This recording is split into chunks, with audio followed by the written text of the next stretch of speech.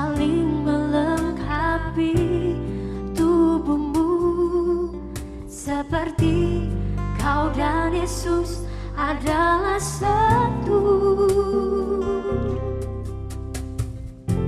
Kami rendahkan diri di hadapan-Mu,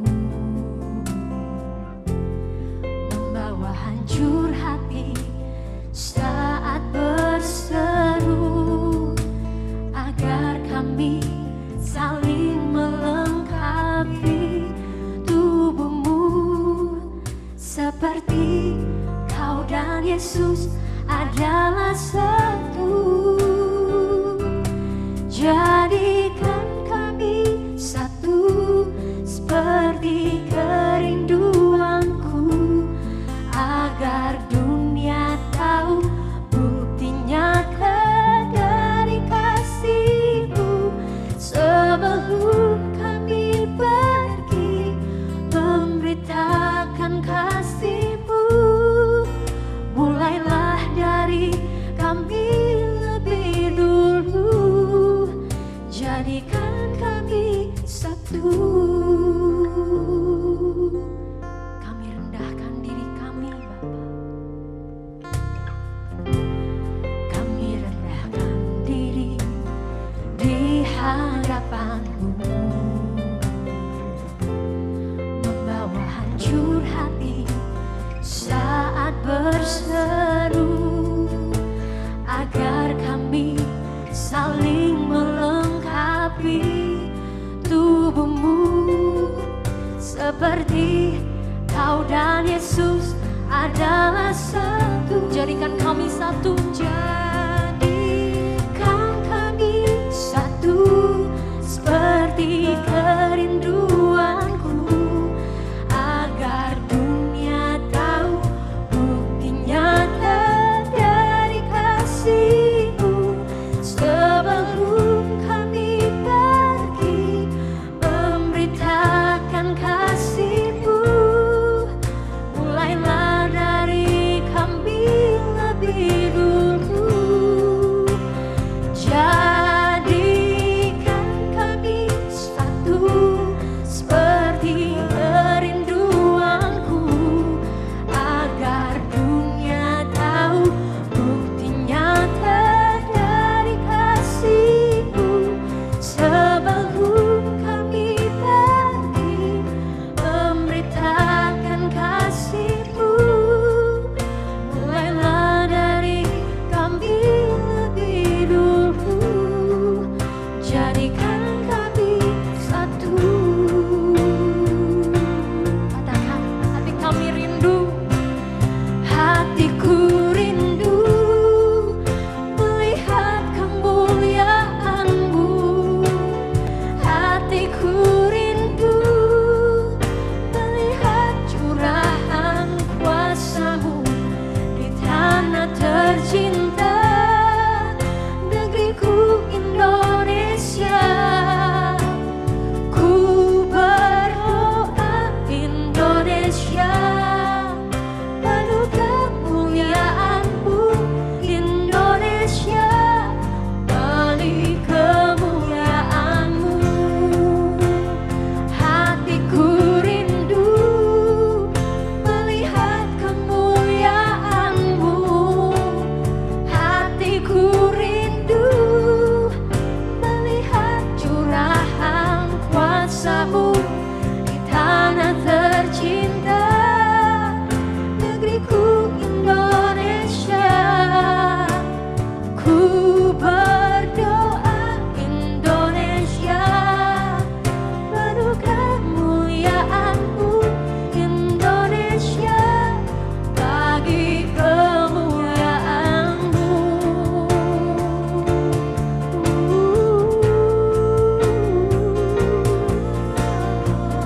Ampuni kami Bapa, maafkan kami Tuhan Yesus atas kesalahan kami, dosa-dosa kami. Ampuni kami Tuhan Yesus.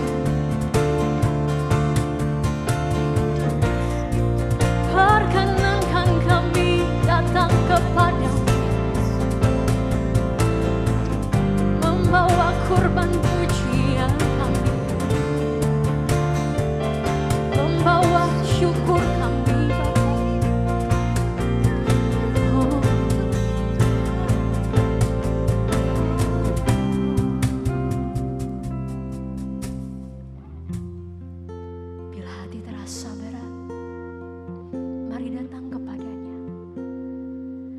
Bila hati terasa berat, tak seorang pun mengerti bebanku. Ku tanya Yesus, apa yang harus ku buat? Dia berfirman, mari datanglah. Dia selalu pedulikan aku. Ku datang Yesus, Dia pikul segala bebanku. Katakan sujud, sujud di altarnya. Ku bawa hidupku, ku terima anugerahnya. Dia ampuniku dan bebaskanku. Dia ubah hidupku, barui hatiku. Sesuatu terjadi saat datang di altarnya. Mari kita datang sujud di hadapannya. Bila hati terasa berat, tak seorang pun mengerti bebanku. Ku tanya Yesus, apa yang harus ku buat? Berfirmanlah atas kami. Dia berfirman, mari datanglah. Dia selalu pedulikan aku. Ku datang Yesus, Dia pikul segala bebanku. Sujud di altarnya, sujud di altarnya. Ku bawa hidupku,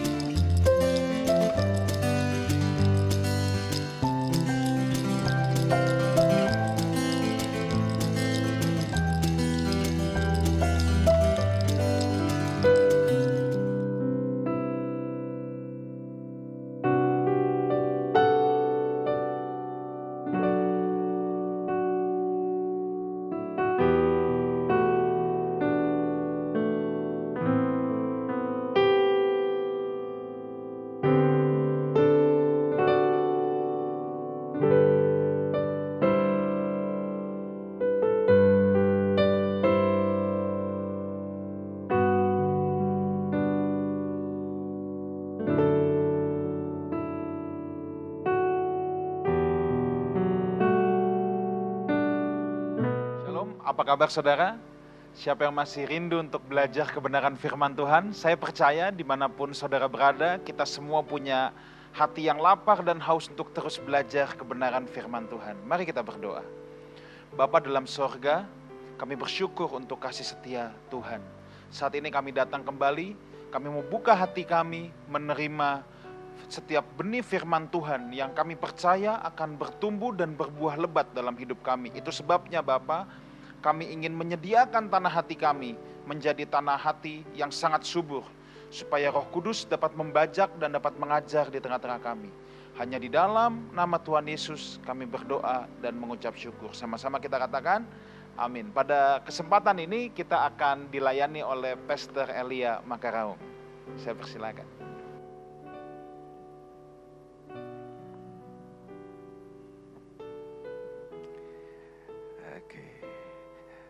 Shalom Bapak Ibu Saudara, senang sekali bisa berjumpa lagi dengan saudara dimanapun saudara berada hari ini. Buka hati saudara buat firman Tuhan. Nah, dalam kesempatan ini saya ingin membahas kepada saudara tentang ada dua kekuatan penting yang perlu dibangun dalam kehidupan kita. Ada dua kekuatan yang penting sekali untuk kita miliki dalam kehidupan kita, untuk kita bisa menghadapi tantangan-tantangan di akhir zaman ini yang semakin tidak mudah buat kita. Kita sama-sama tahu bahwa situasi dan keadaan di mana kita hidup hari-hari ini bukan satu situasi dan keadaan yang mudah untuk kita lalui. Goncangan sedang terjadi di mana-mana. Wabah virus corona ini telah menggoncang semua dunia ini ya. Bukan hanya, saya pikir bukan hanya kehidupan masyarakat, kehidupan ekonomi, kehidupan politik. Bahkan saya percaya kehidupan agama juga sedang digoncang. Semua sedang tergoncangkan. Dan hari-hari ini yang lebih mengkhawatirkan adalah bukan sekedar wabah penyakit virus coronanya kalau buat saya. Yang sangat mengkhawatirkan dan mengerikan justru adalah spirit dibalik daripada virus corona yang sedang mewabah ini. Dan saudara lihat hari-hari ini orang begitu dicekam dengan ketakutan, orang dicekam dengan kecemasan yang begitu luar biasa. Bahkan ada orang-orang yang mungkin saudaraku saking parnonya mungkin saudaraku melakukan hal-hal yang justru kadang-kadang di luar akal sehat manusia.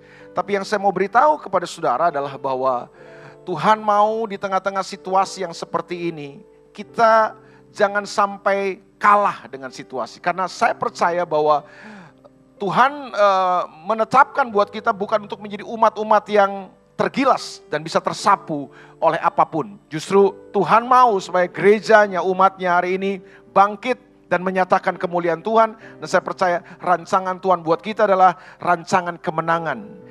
Gereja Tuhan akan tetap berdiri tegak. Saya percaya itu. Itu sebabnya gak perlu takut, gak perlu cemas menghadapi situasi ini. Tapi hari ini kita mesti bangkit. Itu sebabnya pegang firman Tuhan, pegang apa yang Tuhan beritahu buat kita. Karena saya percaya bahwa justru di saat-saat goncangan-goncangan ini, kita perlu menangkap sebenarnya apa yang Tuhan mau buat kehidupan kita. Nah, saya ingin mengajak saudara semua untuk kita melihat firman Tuhan dalam Ibrani pasal yang ke-10 ayat yang ke-19 sampai ayat yang ke-25. Ibrani pasal yang ke-10 ayat yang ke-19 sampai ayat yang ke-25. Apa sih yang kita perlu miliki dalam kehidupan kita sebagai orang percaya?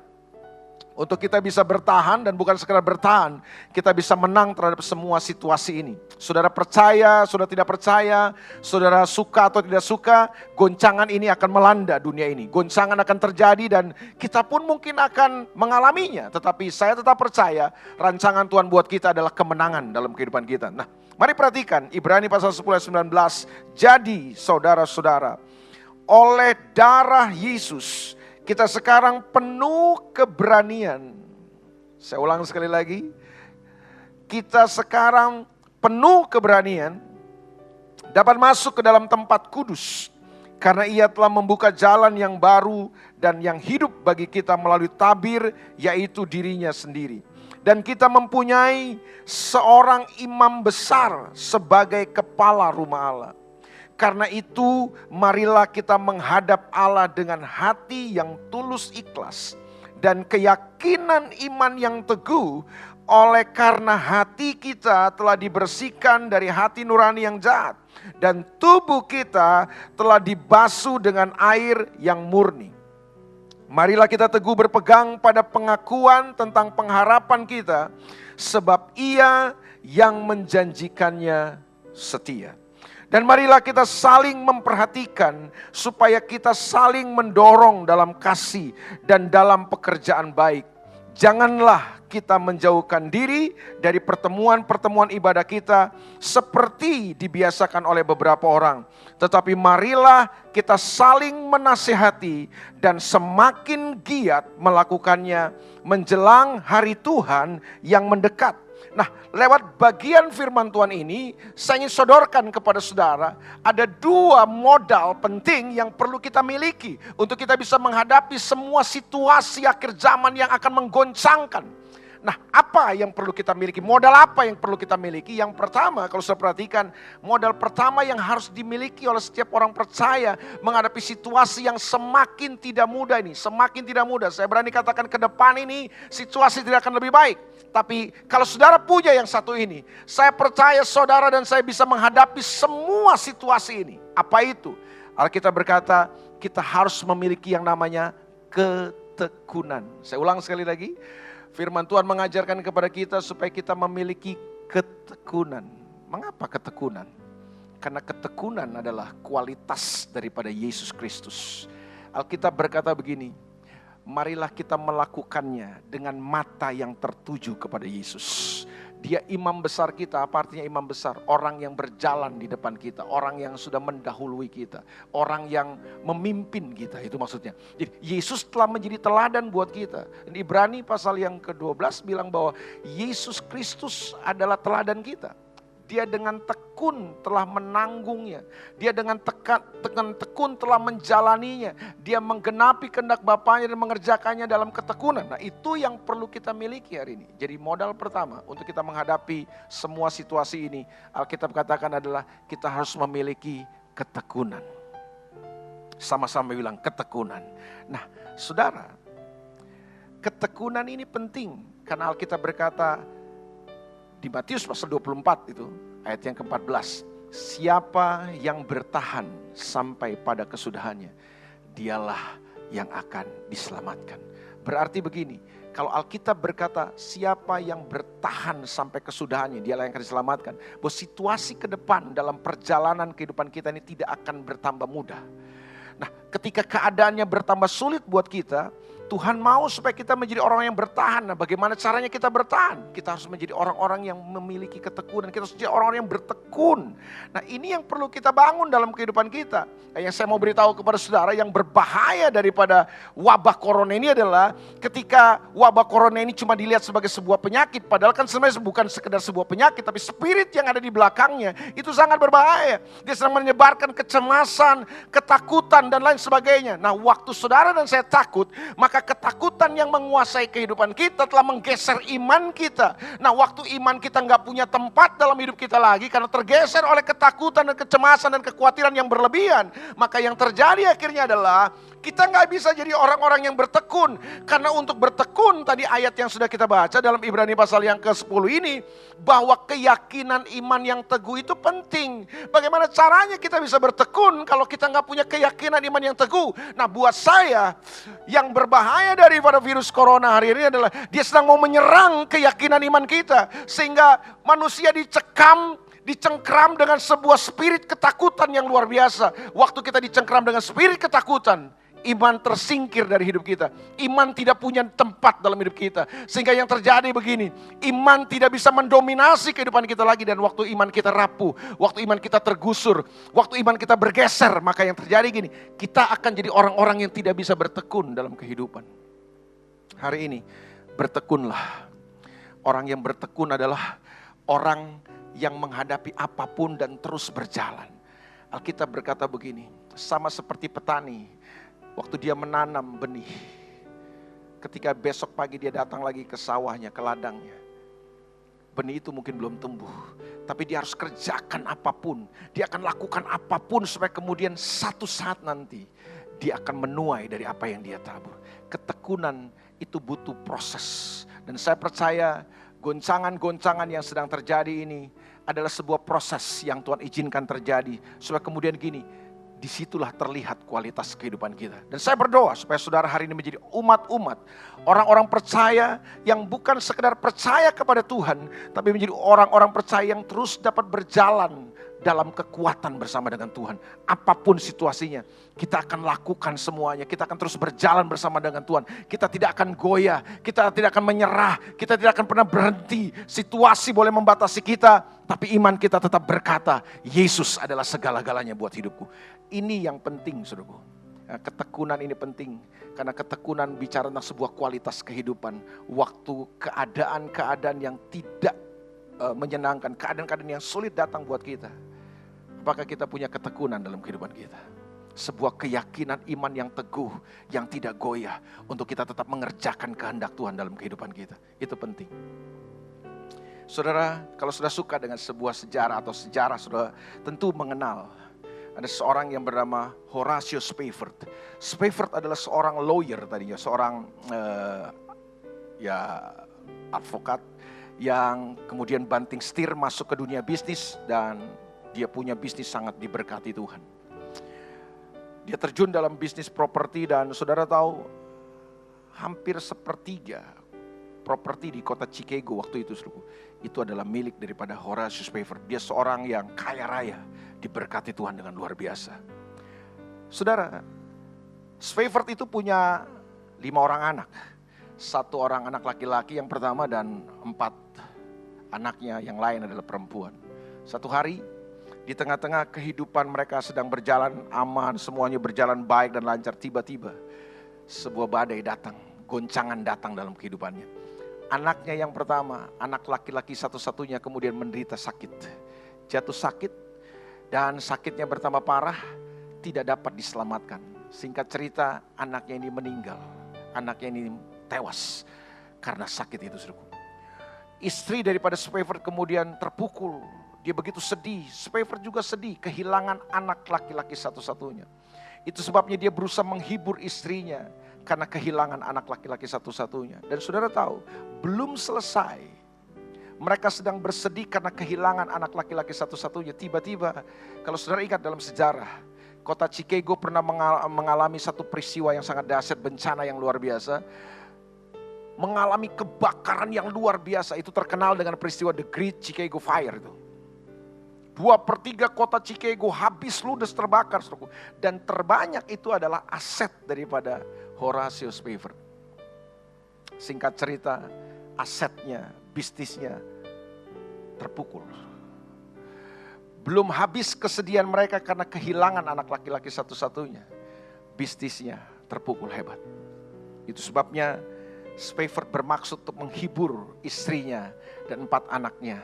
Lalu kemudian dia mengajak mereka untuk berlibur ke Inggris. Dan kebetulan ada seorang sahabat baik daripada Spafford, yaitu seorang penginjil hebat yang bernama D.L. Moody, sedang mengadakan KKR dan seminar di Inggris. Itu sebabnya dia telah membeli tiket kapal untuk berlibur ke sana dan sekaligus mengikuti KKR dan seminar yang diadakan oleh D.L. Moody.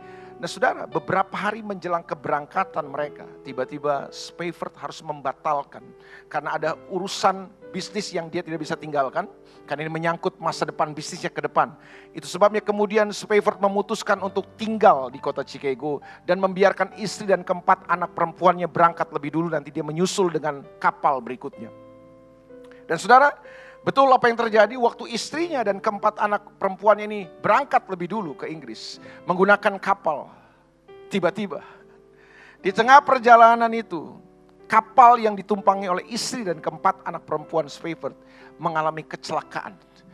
Kapal mereka tabrakan dengan sebuah kapal barang yang memuat besi. Dan saudara tahu apa yang terjadi? Lewat peristiwa kecelakaan itu, 4 anak perempuan Spafford meninggal dunia. Yang selamat itu tinggal istrinya. Waktu Spafford mendengar cuma istri yang selamat, dia buru-buru, saudaraku, cepat-cepat dia menyusul ke sana, saudaraku. Dan saudara tahu, pukulan demi pukulan, goncangan demi goncangan terjadi dalam kehidupan Spafford. Itu sebabnya dia cepat menyusul dengan pelayaran berikutnya. Dan saudaraku, di dalam perjalanan itu kemudian di tengah jalan, nakoda kapal yang dia tumpangi tiba-tiba membangunkan dia di tengah malam. mengetuk kamarnya, membangunkan Spafford dan mengajak Spafford untuk melihat lokasi di mana kecelakaan yang menewaskan 4 orang anaknya itu terjadi. Waktu Spafford berdiri di dek kapal dan menyaksikan lokasi itu, melihat lokasi itu, nakoda menunjukkan ini lokasinya, Pak. Dia menangis.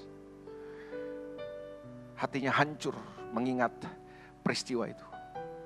Lalu kemudian dia minta secari kertas dan sebuah pena kepada nakoda kapal. Dan diberikan kepada dia, dia masuk ke dalam kamarnya.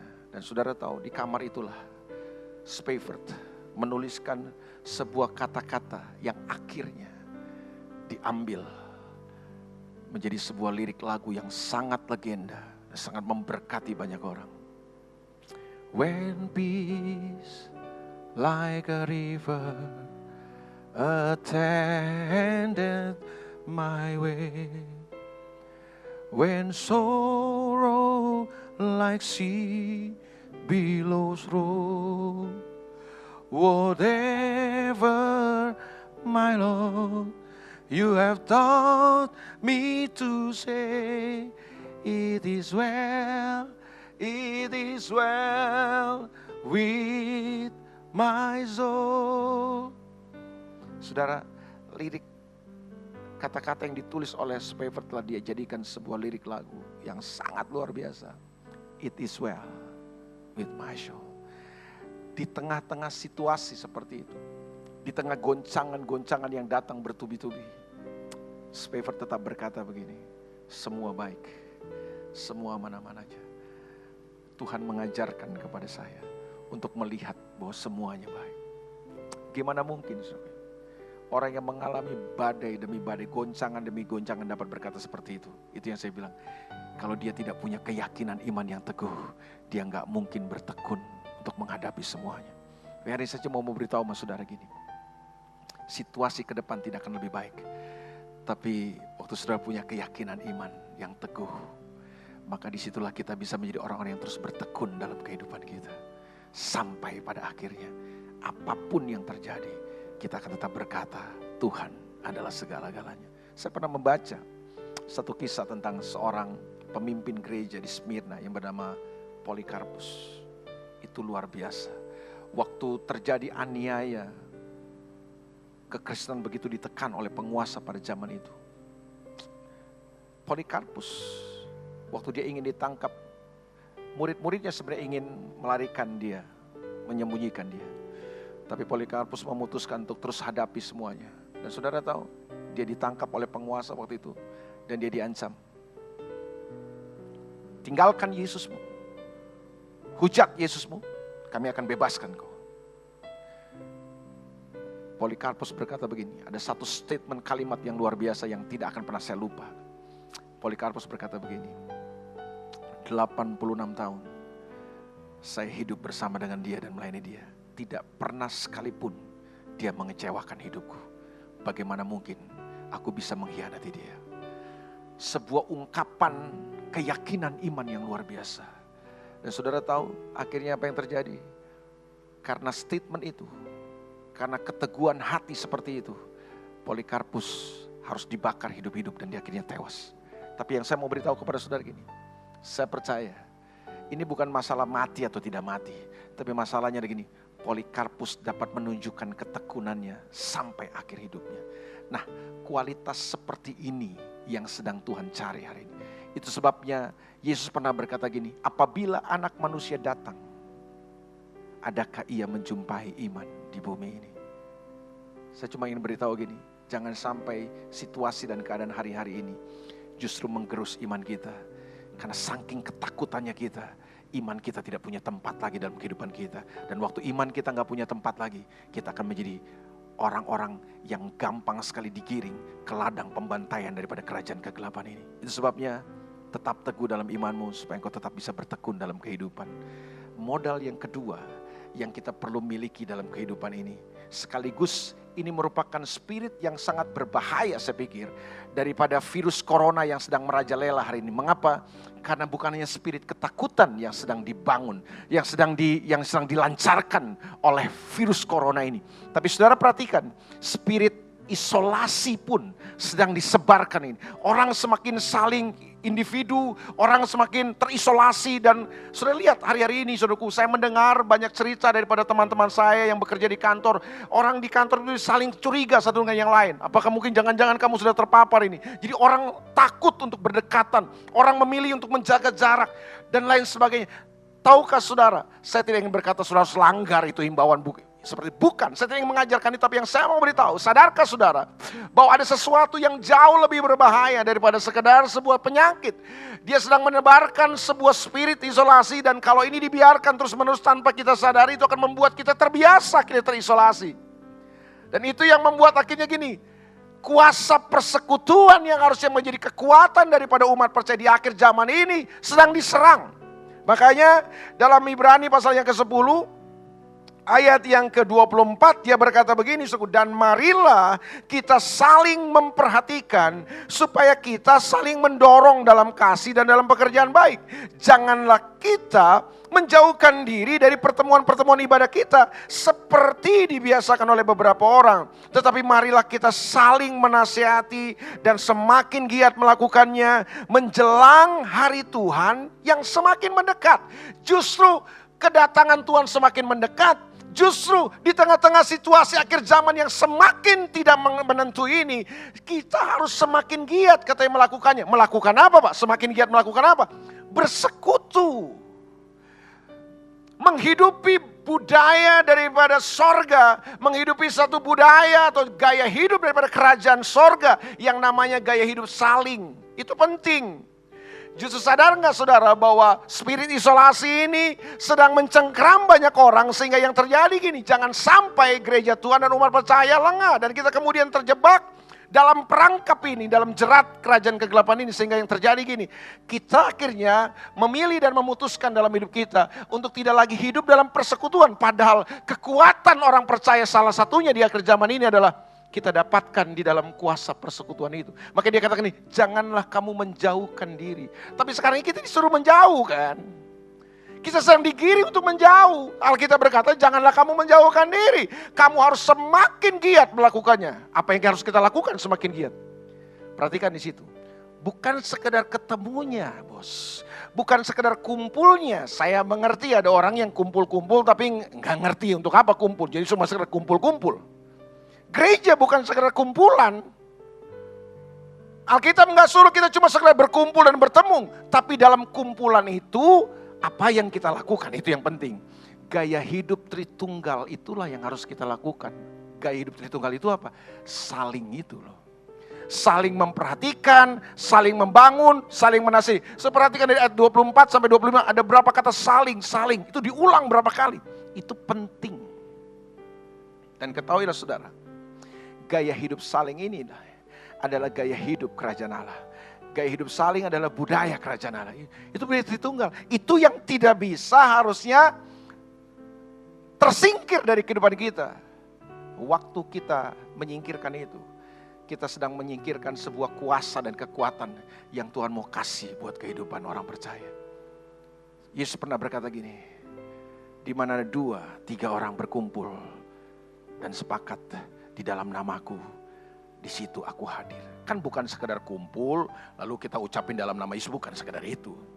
Tapi 2-3 orang berkumpul di dalam namaku, itu maksudnya apa? Kita menyatakan kualitas karakter Tuhan, kita menyatakan firman Tuhan, kita menyatakan kepribadiannya, saudaraku. Nama itu kan bicara karakter, bicara tentang isinya kan? Tapi ini yang penting, waktu saudara dan saya berkumpul, kita bukan sekedar berkumpul kan.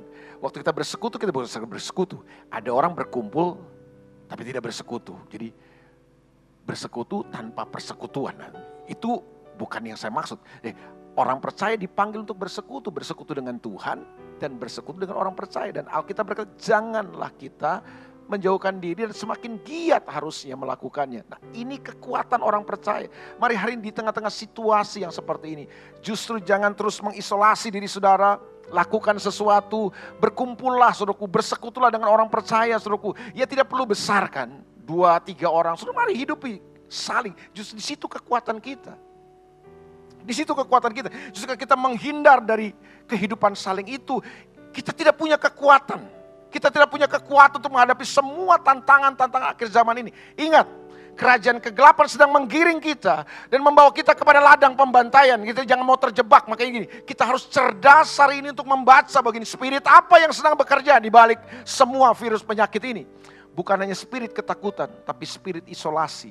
Sehingga orang percaya akhirnya gini, tidak lagi terkonek satu dengan yang lain. Waktu orang percaya tidak terkonek satu dengan yang lain, maka yang terjadi gini, kita akan menjadi sasaran empuk daripada kerajaan kegelapan untuk hancurkan kita. Ingat, Yesus pernah berkata kepada murid-muridnya, sama seperti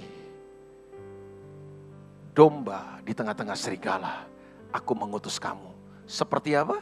Domba di tengah-tengah serigala. Bagaimana bisa menang? Yesus bilang gini, lihat aku mengutus kamu seperti domba di tengah-tengah serigala. Gimana domba bisa menang di tengah serigala? Gimana? Nah, kalau saudara pelajari kehidupan domba, saudara akan mengerti apa maksud yang Yesus katakan begini. Domba adalah seekor binatang yang tidak punya alat senjata untuk berperang, untuk melawan, untuk mempertahankan diri. Domba itu sangat bergantung kepada gembalanya. Keamanan, perlindungan seorang domba itu ada pada gembalanya. Dan saudara bisa baca Mazmur pasal 23. Tapi yang saya mau beritahu yang kedua, gaya hidup seekor domba adalah gini. Domba tidak bisa hidup sendirian. Karena kalau domba sendirian, dia akan menjadi mangsa empuk daripada serigala. Serigala yang buas tidak akan pernah bisa memangsa domba kalau domba itu ada dalam kawanan. Makanya lihat, domba itu gaya hidupnya bukan sendiri-sendiri. Gaya hidup domba itu apa? Dia hidup dalam kawanan. Karena ini domba ini gampang tersesat. Kalau dia sendiri tersesat ya habis dia. Kalau dia sendiri dia keluar dari kawanan udah gampang nih, dia jadi mangsa empuk daripada serigala ini. Nah hari ini yang saya mau beritahu kepada saudara. Sadar gak saudara? Ada sebuah spirit yang sedang menggiring orang hari ini. Untuk terisolasi. Tidak lagi terkonek satu dengan yang lain. Kita harus waspada. Justru kekuatan orang percaya di akhir zaman ini adalah di dalam persekutuannya. Itu sebabnya saya berdoa dan berharap buat jemaat ini. Supaya di tengah-tengah situasi seperti ini, kita tidak lepas, kita tidak hilang dari persekutuan. Justru ini kita harus lakukan semakin giat. Lakukanlah dengan cara-cara yang kreatif. Mungkin bisa buat grup-grup video call. Mungkin bisa kumpul 2 atau 3 orang, saling membangun, saling menguatkan satu dengan yang lain. Kita percaya bahwa di situ Tuhan hadir. Ya bukan sekedar kumpul kopi-kopi terus selfie, bukan. Tapi kita kumpul untuk saling menguatkan, saling membangun, bagikan firman dengan spirit, dengan keyakinan iman yang teguh. Nah itu yang akan membuat kita semakin dikuatkan satu dengan yang lain. Jangan jadi domba yang keluar dari kawanan, karena kita akan jadi sasaran empuk daripada kerajaan kegelapan. Sebabnya Alkitab bilang begini, berfirmanlah Allah, baiklah kita menjadikan manusia menurut gambar dan rupa kita. Jangan sampai lupa, gaya hidup kita itu, gaya hidup saling itu yang perlu kita bangun hari ini.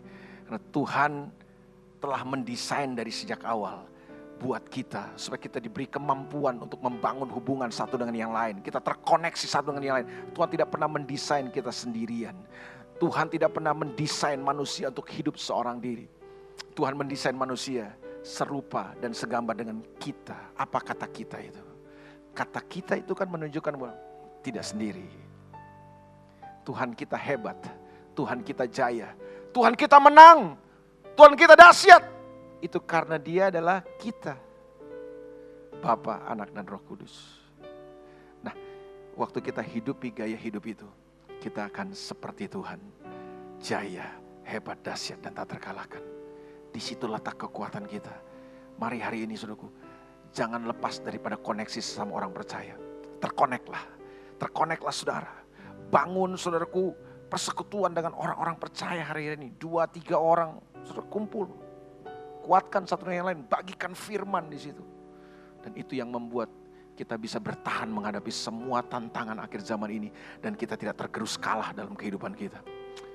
Miliki gaya hidup kita itu, gaya hidup kerajaan Allah, gaya hidup saling membangun, saling menasihati, saling mendoakan dan satu dengan yang lain. Dan percayalah, waktu kita hidupi gaya hidup Tuhan itu, kita akan menjadi gereja yang tidak akan pernah terkalahkan. Kita akan jadi gereja yang tidak akan pernah tergoncangkan. Ini yang dilakukan oleh gereja mula-mula dalam Kisah Rasul. Bagaimana mereka bisa menggoncangkan Yerusalem waktu itu, saudara. Dan mereka menghidupi satu gaya hidup yang berbeda, satu gaya hidup yang luar biasa. Mereka saling bersekutu satu dengan yang lain, mereka tidak terlepas satu dengan yang lain.